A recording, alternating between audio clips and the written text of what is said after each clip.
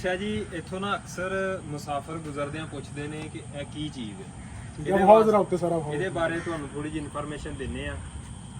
ਇਹ ਬੇਸਿਕਲੀ ਜਿਹੜਾ ਨਾ ਗੋਰਿਆਂ ਨੇ ਬਣਾਇਆ ਸੀ ਸੇਮੀ ਖੂਹ।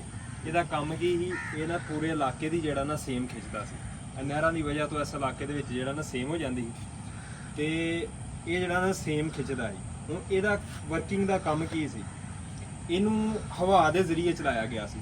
ਗੋਰਿਆਂ ਨੇ ਉਸ ਦੌਰ ਦੇ ਵਿੱਚ ਇਹਨੂੰ ਹਵਾ ਦੇ ਨਾਲ ਚਲਾਇਆ ਸੀ। ਇਹਦੇ ਹਵਾ ਦਾ ਸਿਸਟਮ ਜਿਹੜਾ ਵੀ ਨਹਿਰ ਦੇ ਉੱਤੇ ਲੱਗਾ ਹੋਵੇ, ਟਰਬਾਈਨਾਂ ਚੱਲਦੀਆਂ ਨੇ, ਹਵਾ ਪੈਦਾ ਕਰਦੀਆਂ ਹਨ ਔਰ ਇੱਥੋਂ ਪੈਪ ਆ ਰਿਹਾ।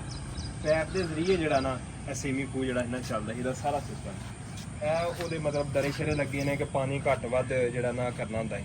ਔਰ ਇਹ ਜਦੋਂ ਪਾਣੀ ਖਿੱਚਦਾ ਸੀ, ਖਿੱਚ ਕੇ ਫਿਰ ਇੱਥੋਂ ਨਾਲਾ ਬਣਿਆ, ਉਹ ਤੋੜ ਜਿਹੜਾ ਨਾ ਗੁਜ਼ਰਦਾ ਉਹ ਬਗਲੇ ਦੇ ਥੱਲੋਂ ਦੀ ਗੁਜ਼ਰ ਕੇ ਇਹ ਅੱਗੇ ਜਾ ਕੇ ਛੋਟੀ ਨਹਿਰ ਦੇ ਵਿੱਚ ਜਿਹੜਾ ਇਹਨਾਂ ਡਿੱਗ ਪੈਂਦਾ।